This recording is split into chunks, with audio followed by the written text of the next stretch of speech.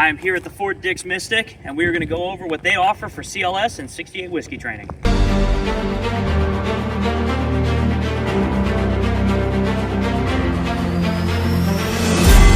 Battlefield medicine has come a very long way since the Second World War. While medics are crucial and important thanks to the combat life-saving program that's been implemented in the past 20 years, the survivability of American forces has gone up exponentially, making more and more soldiers responsible as well as knowledgeable on helping out medics and being able to treat themselves as well as those around them. So let's interview those guys that are training the soldiers that are making a difference in their units. And if you haven't gotten a chance to go to a CLS school after this video, I'm sure you'll want to. Why don't you lead it off, man?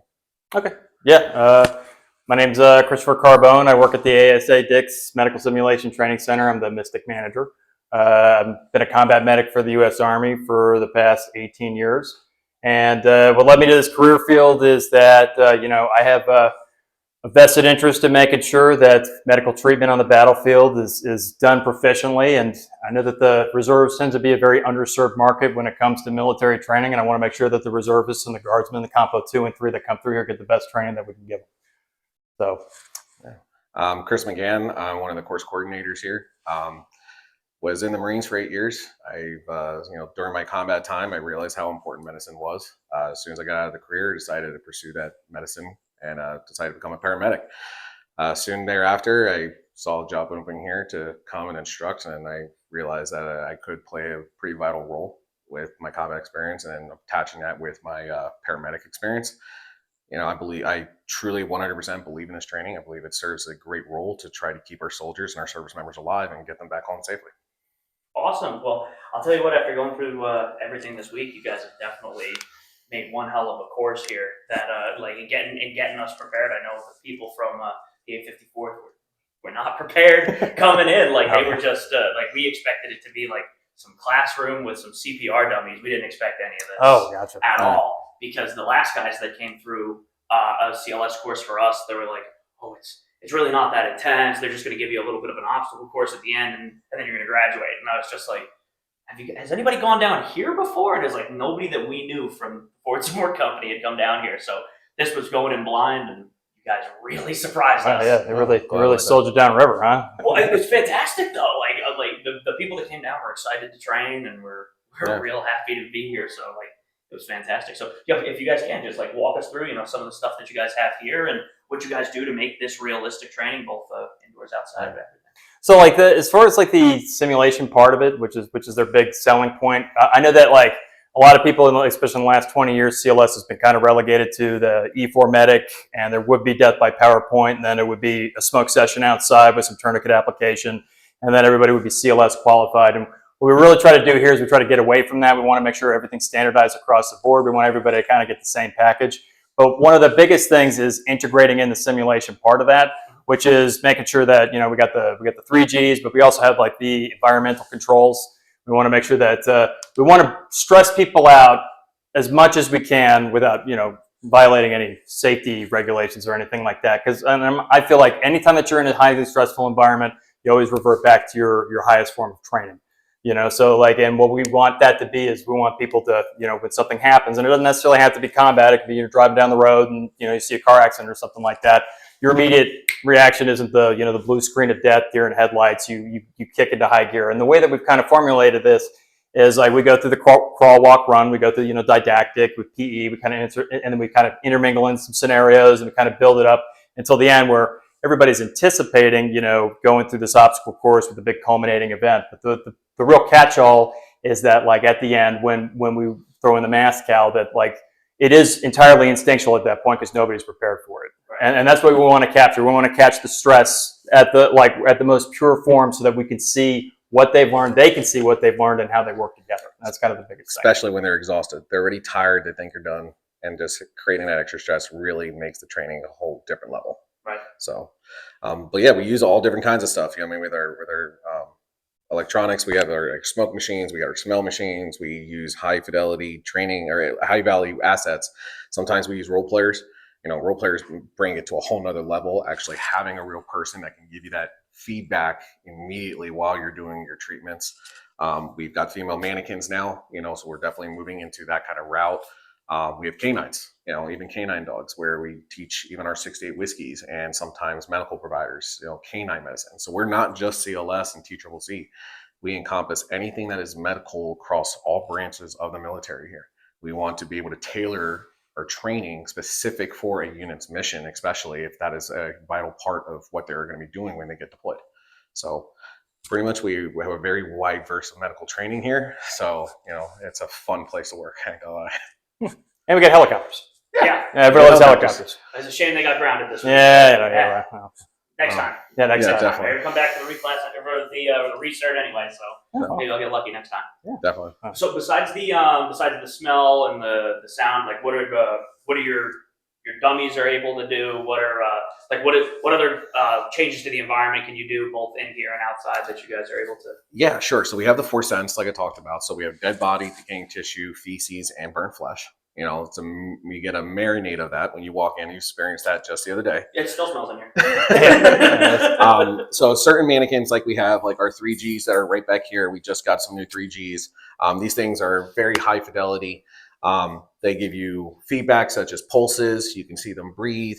And treatments that you do to them actually will be automatically corrected. So our new 3Gs actually, so for our whiskeys that give medications, and that's a huge aspect to their treatment, it will recognize the drug that actually is being given to them using an RFID chip. Wow. And it'll actually give that corrective feedback.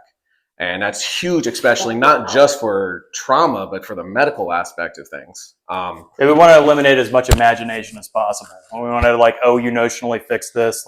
Most of the simulators will, if you're not doing it right, you're going to kill the patient. So we wanted to make it as real as we could. Yeah. So you guys hook these up to like EKGs and all that stuff as well? Yes. So this guy actually connects to that tablet and computer over there. The tablet serves as an instructor monitor. The computer itself will actually be the patient's monitor. And the students can actually touch that screen. They can shock the patient and will give real life feedback. It can see everything from end tidal. They can see pulse oxes, everything that you can think that a monitor can do. This machine has the capability of doing, to include even fluid. So these mannequins will actually sweat. They actually sweat from their forearms, from their mouths. If you stick a Foley catheter in them, you actually will get urine output. They do bleed as well. The only things these things really don't do is move by themselves, which leads me to my TAT, which is a trauma-based only mannequin. This is used for bleeding from the inguinal room. You guys could have experienced that with us attaching a hose to it.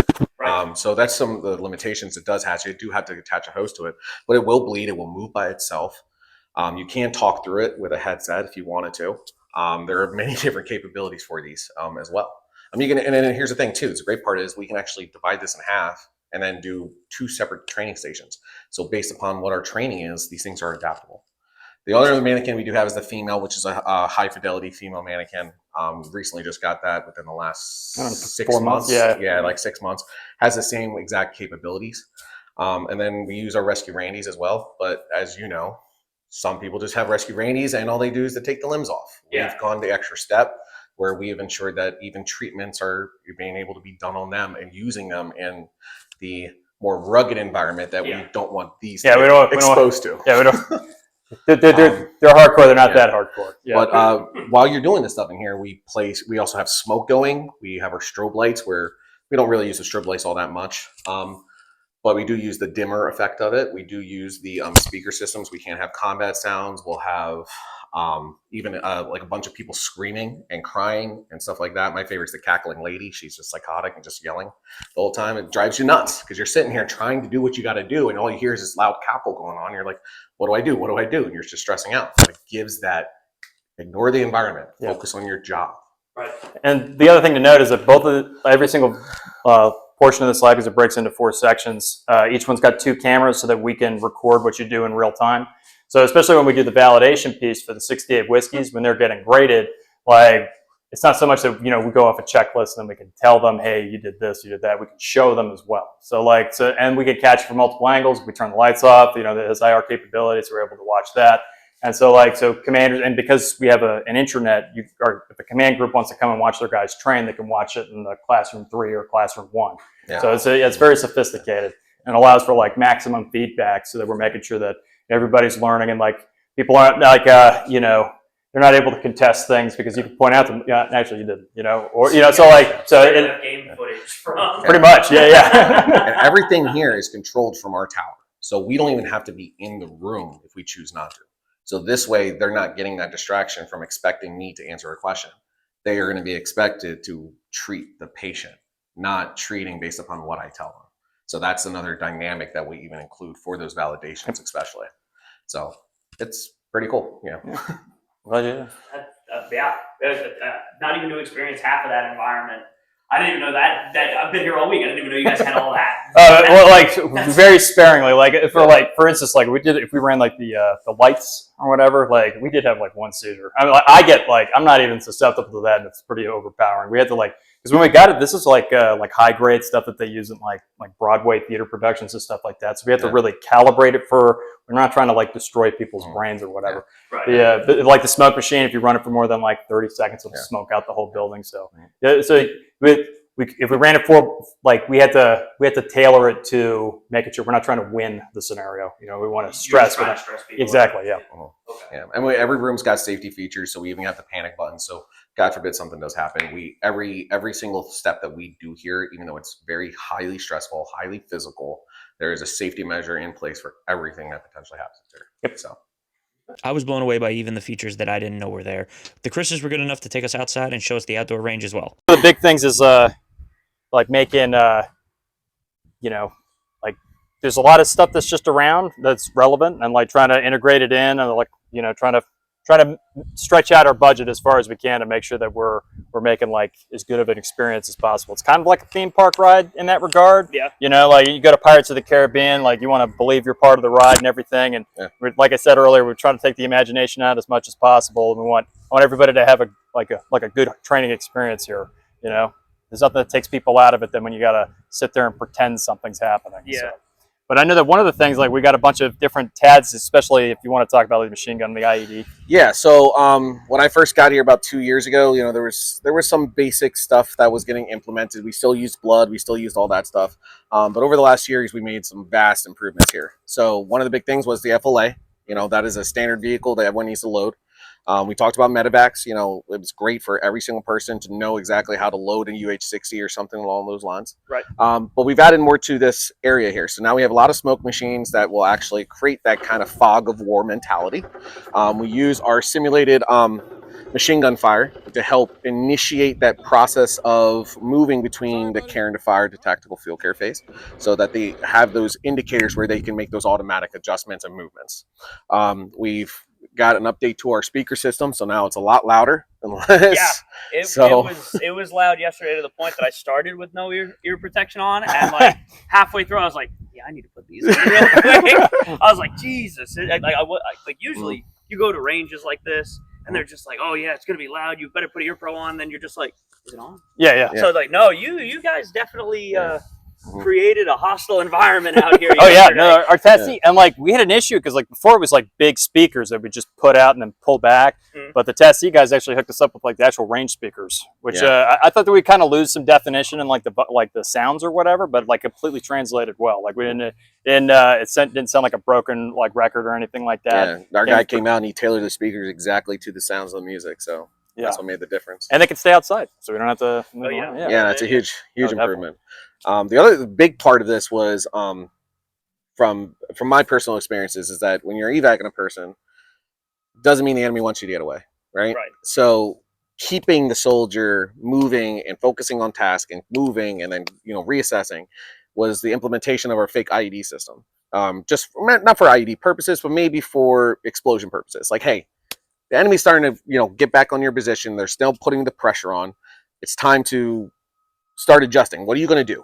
We had injects all throughout the entire obstacle course. Those 8 obstacles that you're supposed to do as basic warrior tasks are now implemented not only for you being able to do it yourself, but now do it with 180-pound, a 210-pound mannequin. And you'll have to do that potentially with a buddy. And that's something you don't want to learn on the job. You would rather learn it in a training environment so that no one gets injured.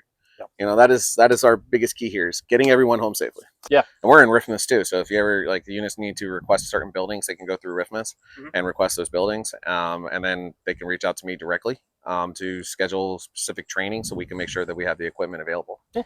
So Yeah. Gentlemen, you guys are probably some of the most professional Thank you. people Thank I've you. met running a schoolhouse. Oh. It's like you guys really take a lot of pride in putting all of this together, and it shows. So you know, Appreciate that. Sir. Appreciate it. give yourselves an Mhm. attaboy for that, and I hope that people, I hope people that see this start getting you guys a little bit more funding, a little bit of a bigger training area, because I would love to see what you guys do with it. With Well, what you've done here is well, insane. We're continuing to grow. So, Yeah. Come on down. Expect to see more. All right. I hope you guys really enjoyed your second episode of Steel and Stripes. Tell me what I should be doing next.